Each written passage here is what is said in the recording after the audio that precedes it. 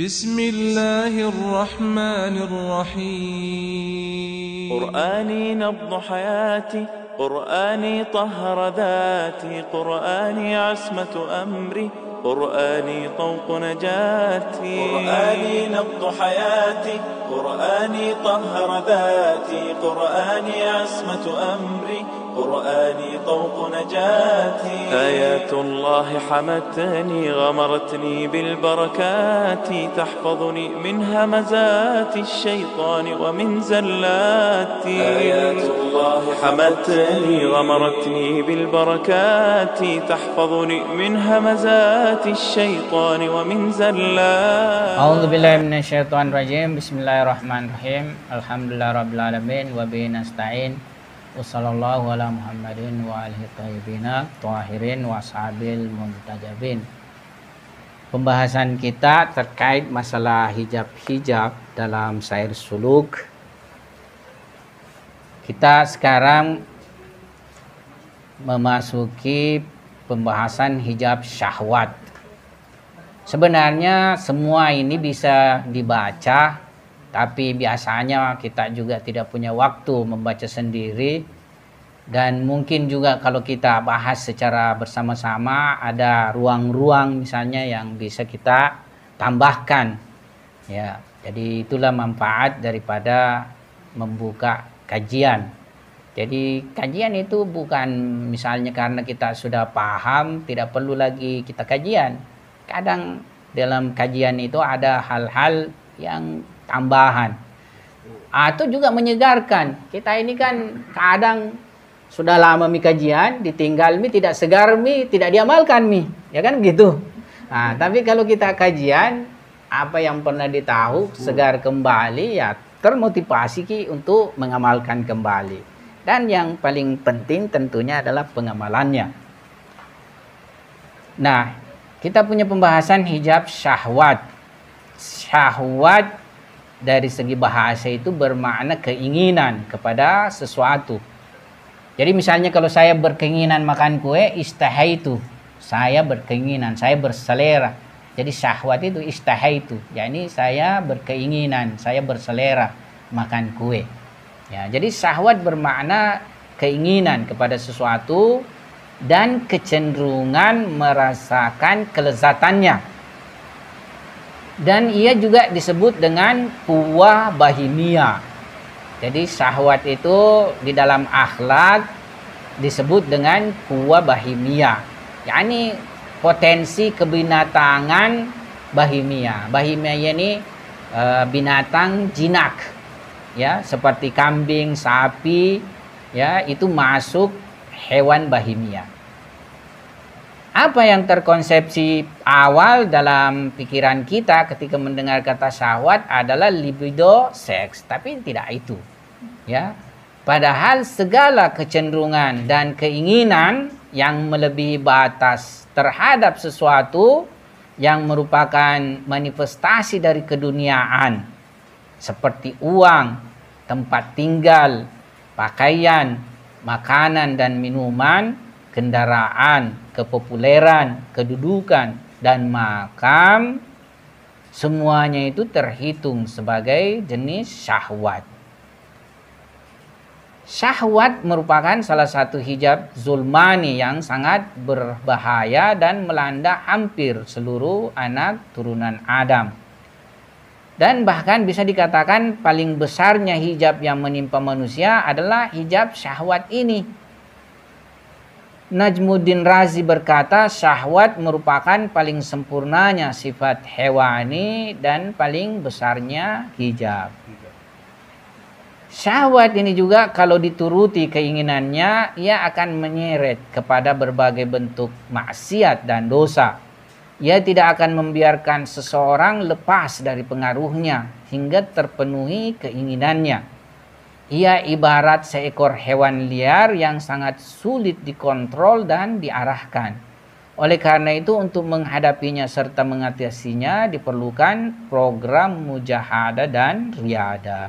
Jadi untuk lepas daripada syahwat, ya kita memang perlu mujahadah dan riadah. Misalnya saja syahwat ini yang mendorong kita dalam kehidupan sehari-hari di dalam memenuhi seluruh keinginan-keinginan kita, ya. Ya. Sebenarnya syahwat itu diberikan Tuhan bagi manusia untuk juga kelangsungan kehidupannya, ya. Makanya syahwat itu bukan dimatikan atau bukan ditiadakan sama sekali, ya, tapi dia dikontrol, disesuaikan dengan akal dan syariat, ya. Di sini di samping akal juga syariat. Kenapa? Akal itu tidak punya pengetahuan tingkat kadar. Jadi akal itu tidak mempunyai pengetahuan sampai tingkat kadar. Yang menetapkan kadar, ya, itu adalah syariat. Ukuran, ya, ukuran. Seperti misalnya, akal itu tidak bisa menjangkau seberapa besar kita bisa makan dan yang pas bagi kita makan. Tapi syariat menetapkan, ya. Misalnya Nabi mengatakan, makanlah kamu ketika kamu lapar. Dan berhentilah kamu makan ketika kamu belum kenyang, kan begitu? Ya. Atau misalnya bagi itu, ya, ya sepertiga. Jadi syariat itu mengkadar-kadarkan. Kalau akal tidak mengkadar-kadarkan, karena memang wilayah akal itu kulli dulu, dia bisa nanti memverifikasi kalau sudah ada. Misalnya dari syariat, baru dia bisa verifikasi, baru dia bisa jelaskan, oh manfaatnya seperti ini misalnya. Ya, analisanya, memverifikasinya kan akal baru bisa. Tapi hukum awalnya bahwa seperti ini, sepertiga ini, itu akal tidak sampai ke situ. Akal itu melakukan pembiaran. Misalnya melakukan pembiaran. Kalau saya makan terus, saya makan saya terus pokoknya. Pokoknya biar kenyang makan terus ini. Itu artinya bukan miakal dikalahkan miakal dengan nafsu. Ya. Jadi dikalahkan miakal dengan nafsu kalau seperti itu. Ya. Nah, salah satu amalia yang bagus, saya sendiri ya istilahnya ini hanya mengucapkan, ya biasa saya amalkan, biasa tidak, tapi bagus itu. Di pagi hari kita baca doa sabah, ya. Ada doa dari Amirul Mukminin namanya doa sabah.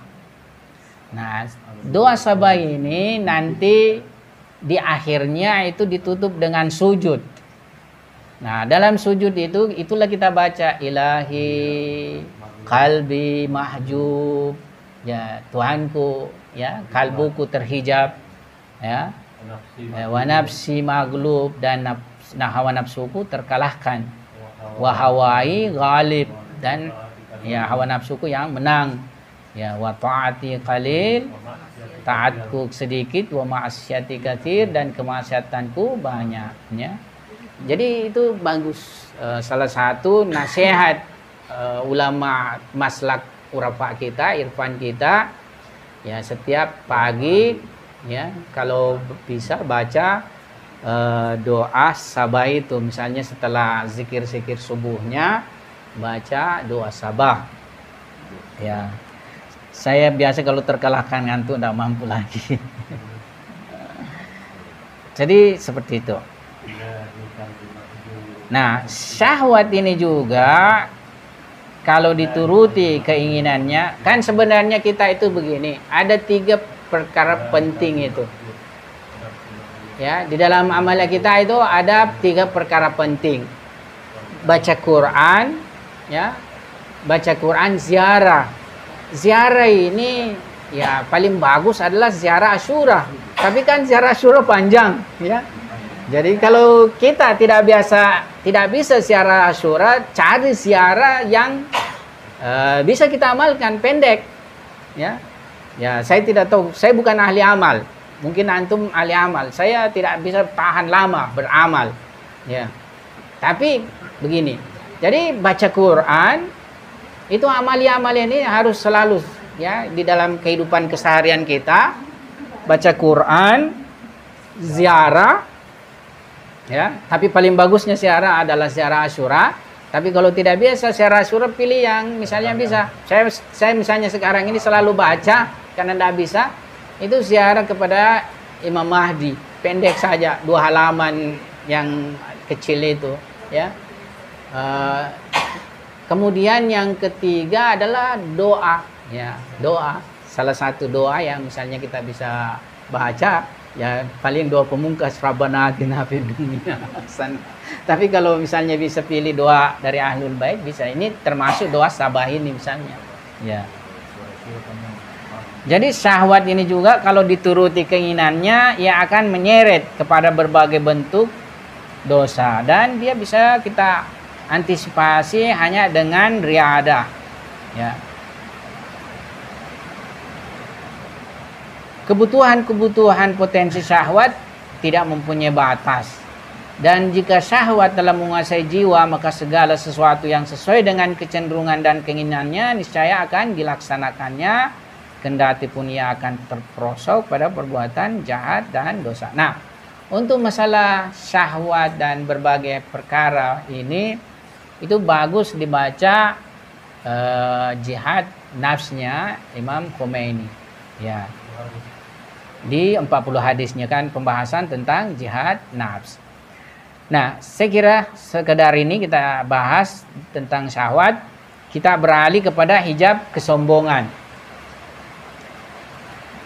Nah, hal yang menghancurkan tentunya iblis, ya, sebagaimana kita ketahui lewat penjelasan firman ilahi, adalah permasalahan kesombongan.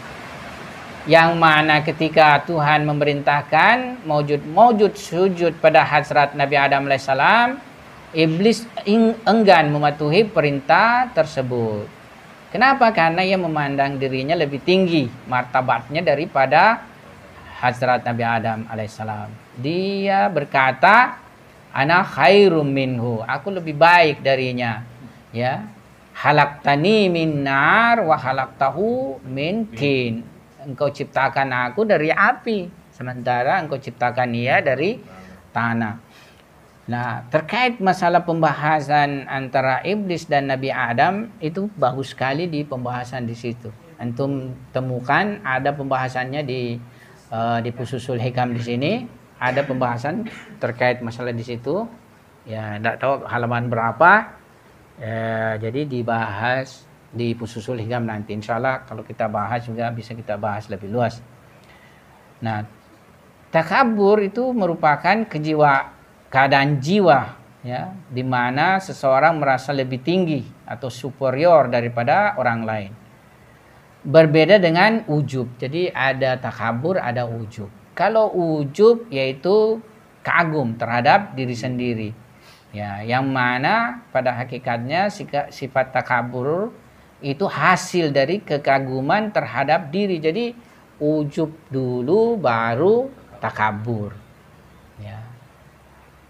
Nah, tak tahu di sini kan yang saya bahas atau di mana. Jadi setan itu di dalam menjebak manusia, ya, itu bisa saja dia sejalan dulu awal dengan manusia. Jadi dia sejalan manusia dengan dulu awal. Misalnya termasuk kita ini sejalan dulu dia, biarkan kita kajian bersama, biarkan kita rajin ikut kajian, ya. Biarkan kita rajin ke masjid beribadah. Nah, nanti pada akhir-akhir ya dia munculkan pada diri kita ujub. Wah, saya alhamdulillah orang kajian, ya. Alhamdulillah saya orang termasuk penghuni masjid, ya. Jadi seperti itu bahayanya.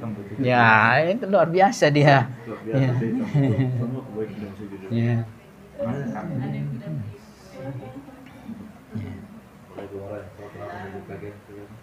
Nah, ini harus kita pahami, semua penyebab takabur itu berpangkal pada ilusi akan adanya kesempurnaan di dalam dirinya, sehingga menghijabi dirinya dari mengenali kelebihan orang lain. Jadi kita itu kadang melihat diri kita itu ya sempurna, ya. Jadi istilah pepatahnya orang Indonesia bagus juga itu, ya. Gajah di sebelah lautan terlihat, tapi semut di pelupuk mata tidak terlihat. Jadi kekurangan orang lain itu kita lihat semua. Ya. Tetapi kekurangan diri kita itu tidak sama sekali kita lihat. Ya. Sebenarnya kita itu kalau melihat kekurangan orang, bahkan mencari kekurangan-kekurangan orang, itu ibaratnya kita lalat. Ya. Ya, ini lalat itu mencari yang busu-busu itu, mencari yang kurang-kurang itu, ya. Tapi jadilah seperti misalnya yang cari bunga harum-harum, ya. Di mana kita lihat pada orang kelebihannya. Misalnya jangan lihat orang Afrika hitamnya kulitnya, tapi lihatlah giginya, bagaimana putihnya, cemerlangnya, berkilaunya kan? Iya, seperti itu. Jadi kita tidak boleh seperti itu. Harus melihat kelebihan orang, ya. Nah, lebih bagus selalu mengoreksi diri kita, melihat kekurangan dan kelemahan kita. Setiap hari Diam kita jangan terlalu banyak bicara. Iya. Ya. Ya, seperti itu. Nah, dalam kehidupan dunia ini terkadang seseorang diberikan kelebihan oleh Tuhan, baik itu bentuknya harta, kedudukan, ilmu, kecantikan, reputasi, ibadah, spiritual, dan kelebihan-kelebihan lainnya, materi dan maknawi, dan dengan kelebihan tersebut ia memandang dirinya lebih tinggi dan lebih bermartabat dari lainnya. Khayalan ini telah menjadi hijab baginya dan menjauhkannya dari hak Subhanahu wa Ta'ala. Hijab takabur ini merupakan salah satu dari hijab-hijab tebal alam materi dan kegelapan. Ya, di mana ia tidak hanya menjauhkan manusia dari hak Subhanahu wa Ta'ala dan alam transenden, bahkan sampai akan mencegahnya memasuki alam maknawi dan menghalanginya dari seluruh perjalanan-perjalanan ruhani. Imam Khomeini Qudsi Sirruh dalam salah satu ungkapannya bermohon pada Tuhan, Tuhanku, hilangkanlah hijab-hijab tebal dan tirai-tirai kelam kesombongan dan penyembahan diri, serta berilah jalan pada kami kepada majlis suci. Tuhanku, kami adalah ahli hijab dan kegelapan, ahli syirik dan nifak. Kami adalah egois dan takabur. Keluarkanlah kecintaan dunia dari hati kami. Ya, jadi Imam Khomeini ini memiliki doa demikian ini, ya tentunya bagaimana kita lagi ini yang dari dimensi berbagai dimensi sangat jauh kekurangan, banyak kekurangannya. Nah, hijab ilmu, jadi kita mau habiskan tentang hijab-hijab ini ya pada hari ini. Hijab ilmu, mungkin seseorang akan berpikir bahwa ilmu dan ma'rifat menjadi hijab dikarenakan adanya jarak antara subjek yang mengetahui dan objek yang diketahui. Ya, seperti misalnya ini ada jarak antara kita dengan apa yang di luar diri kita, yaitu objek yang kita ketahui. Hanya lewat gambaran saja kita mengetahuinya. Sementara dalam ishq atau cinta tidak ada jarak antara sang pecinta dan dicintai. Ishq merupakan peleburan dan kefanaan sang pecinta pada dicintai. Karena itu tidak ada penghalang dan hijab bagi keduanya. Sebaliknya alim, yakni orang yang mengetahui, senantiasa dengan penglihatan ilmu memandang Tuhan. Kendati pun ilmu dan ma'rifat itu sendiri merupakan hijab latif, yakni halus, dengan itu dari sisi ini ilmu mesti dipandang sebagai hijab nurani. Akan tetapi yang benar adalah bahwa ilmu, istidlal dan argumentasi merupakan hijab-hijab kegelapan. Imam Khomeini Qudsi Sirruh berkata, dalil itu sendiri adalah hijab, dan selama hijab ada maka jarak tetap ada. Serta selama jarak ada maka tidak akan diperoleh wasal. Jadi wasal ini merupakan tujuan dari pesalik. Yani yang mana itu ilmu. Kalau di sini bisa diklasifikasi, kalau dia apa istilahnya tidak dipandang sebagai hal yang membuat kita lalai, ya. Ilmu adalah tangga untuk istilahnya berjalan mencapai kesempurnaan, bisa dia sebagai hijab cahaya. Tapi kalau dia sebagai tujuan, dimaksudkan sebagai sesuatu yang kalau dia diraih maka kita akan sempurna, dia menjadi hijab kegelapan. Pada tempat lain beliau berkata, banyak sibuk dalam ilmu-ilmu argumentasi adalah sebab kegelapan dan kekotoran hati. Jadi itu juga. Kalau kita ini sibuk dengan ilmu saja, tapi tidak berorientasi membersihkan diri kita, nah ilmu ini ya bisa menjadi sebab kegelapan dan kekotoran hati. Oleh karena itu, jika seseorang hanya menyibukkan diri dengan istilah-istilah teknis, lantas berpikir bahwa dikarenakan ilmu dan ma'rifatnya telah mencapai suatu makam tinggi, maka ilmu dan ma'rifat tersebut pada hakikatnya telah menjadi hijab kegelapan baginya dan menjadi penghalang perjalanannya untuk sampai pada hak Subhanahu wa ta'ala. Imam Khomeini Qudsi Siru berkata, ma'rifat yang menambah kotoran hati bukanlah ma'rifat. Jadi ada ma'rifat ternyata yang menambah kotoran hati menurut Imam Khomeini. Ma'rifat yang menambah kotoran hati bukanlah ma'rifat. Alangkah menyedihkannya ma'rifat yang akibat perkaranya menjadikan pemiliknya sebagai pewaris syaitan. Kesombongan merupakan akhlak khusus syaitan.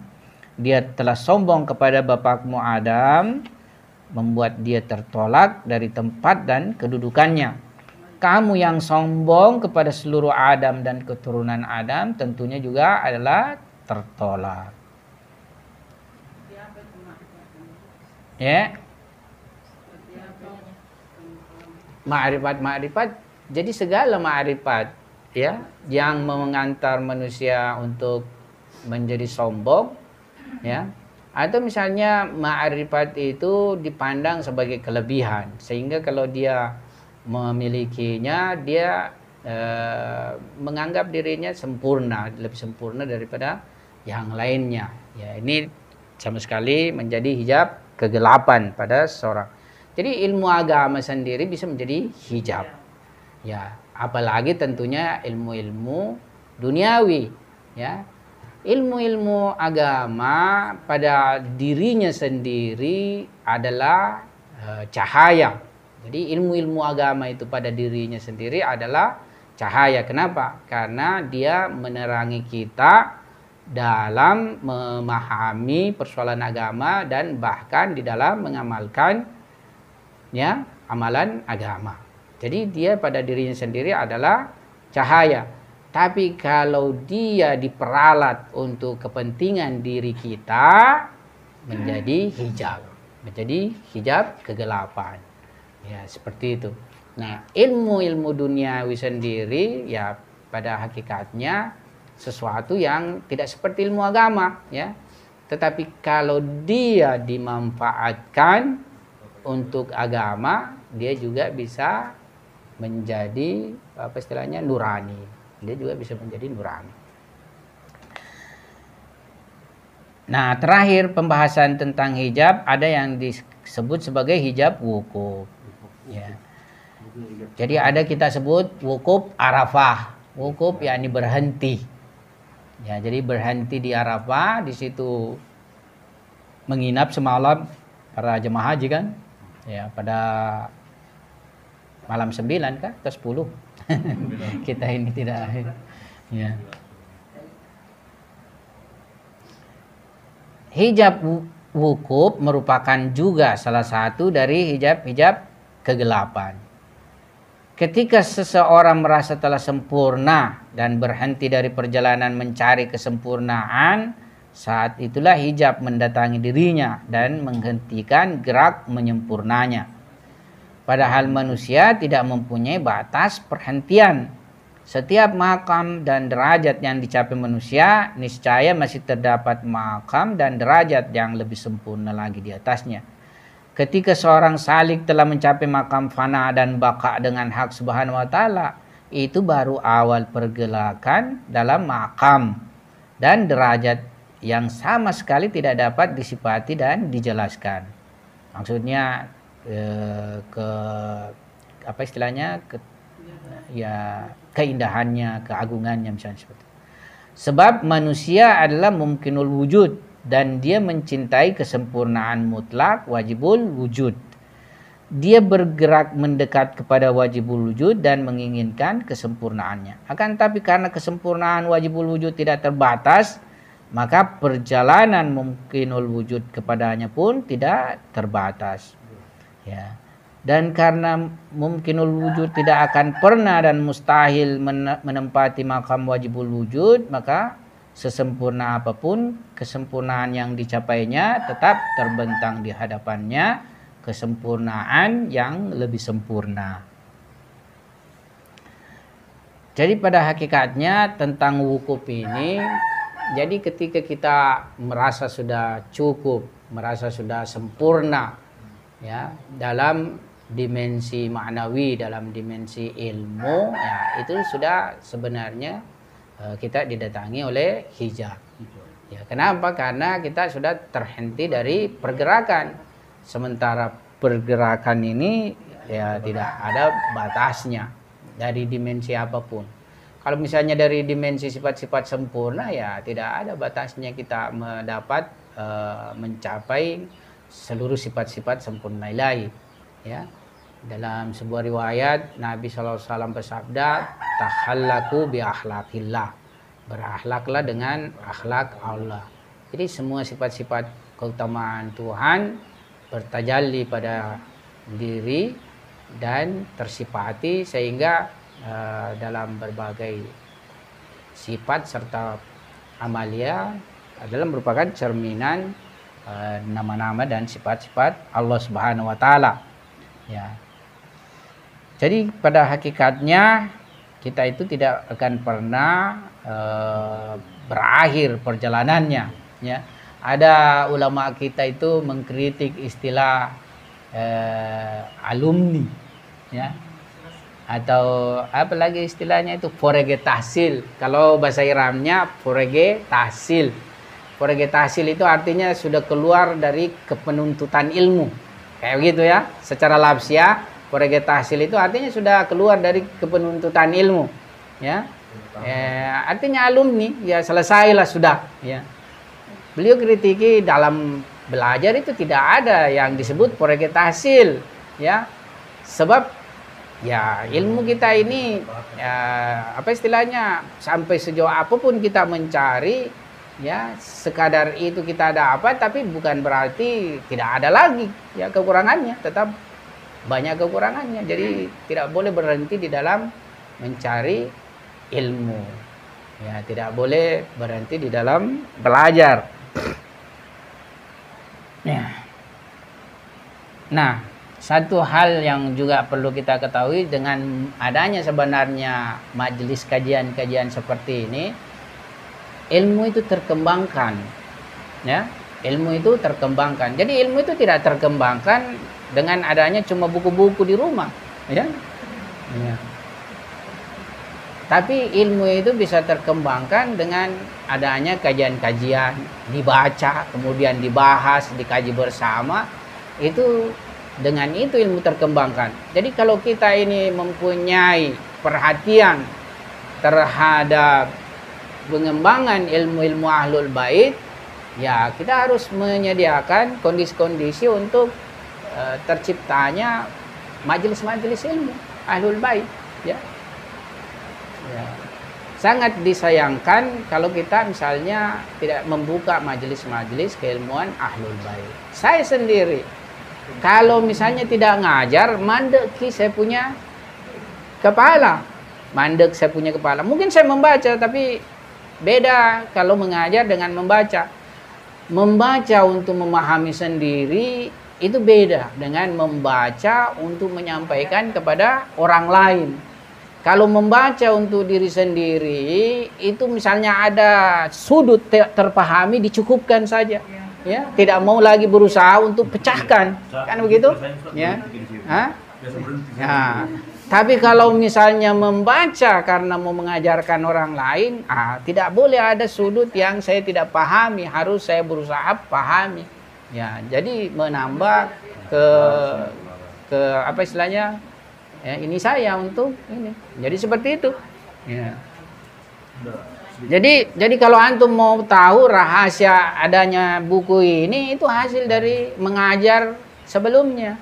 Jadi sudah ada pemahaman ininya, ya sisa ini. Jadi itu ini semuanya. Nah ini sebagian kan kalian lihat kan pembahasannya kan yang pernah dibahas di sana dulu di apa? Di Karun Room. Ya, jadi sebagian di sini adalah sebagian yang pernah dibahas di Karun Room. Ya, bisa menjadi sebuah buku dan di tempat lain. Jadi seperti itu. Tapi kalau kita tidak ada majelis ilminya, ya seperti itu. Ya. Jadi ini hijab wukuf kita tinggalkan. Pembahasan terakhir terkait masalah hijab-hijab cahaya. Nah, hijab-hijab cahaya ini kita tidak bahas dia secara detail. Tetapi kesimpulannya bahwasanya hijab-hijab cahaya ini baru dia istilahnya dicapai kalau sudah terlewati semua hijab-hijab kegelapan, ya. Jadi kalau kita belum melewati semua hijab kegelapan, ya tidak, kita akan mencapai hijab cahaya. Ya. Jadi kalau misalnya kita sudah masuk sair suluk misalnya, atau taruhlah terciptalah dalam diri kita ya suatu kondisi, misalnya kita masuk yakza nanti kita akan bahas pertemuan berikutnya, ya. Nah, ketika yakza itu kita sudah raih, ya bisa disebut awal cahaya, ya, awal cahaya kita raih. Di sini nanti ada riwayat ya dari Amirul Mukminin menyebutkan tentang yaksa itu sebagai cahaya, ya. Di sini ya ada riwayatnya, wa huwa awwalu ma yastaniru qalbal abdi ya bil hayati li ru'yati nurit tambi. Jadi yaksa itu disebut sebagai cahaya, yakni yaksa itu bangun dari ketertiduran. Jadi kita sudah melewati hijab-hijab kegelapan, memasuki langkah pertama, ya boleh jadi menjadi hijab cahaya. Yakni yaksa itu adalah hijab bagi masuk makam-makam berikutnya. Makanya setiap makam-makam itu menjadi hijab bagi makam yang lebih tinggi, kan begitu. Jadi makam-makam ini sendiri tidak setingkat, ya. Jadi dia tidak sederajat, ya. Jadi kalau kita mencapai suatu makam, kemudian makam itu lebih tinggi daripada dia, maka dia ini menjadi hijab bagi makam berikutnya. Kalau kita stop di situ, ya tidak lagi kita bisa sampai makam berikutnya. Ya, jadi sampai misalnya tingkatan-tingkatan ya hijab-hijab mencapai makam-makam malaikat. Ya, malaikat sendiri itu adalah hijab, mesti dilewati. Malaikat sendiri juga ya bertingkat-tingkat derajatnya, ya. Meskipun mereka ini adalah hijab cahaya, tapi kalau kita apa istilahnya ya kita harus tepis itu hijab-hijab cahaya, berpindah dari satu hijab cahaya ke hijab berikutnya. Ya, bahkan makam-makam kenabian itu juga hijab cahaya. Ya. Ya. Seperti itu. Ya. Jadi itu semua hijab-hijab. Nah, itu kesimpulannya tentang hijab-hijab cahaya, di mana kita tidak membahasnya di sini secara detail. Saya kira sekian kita punya pembahasan. Wabillahi taufiq wal hidayah. Assalamualaikum warahmatullahi wabarakatuh.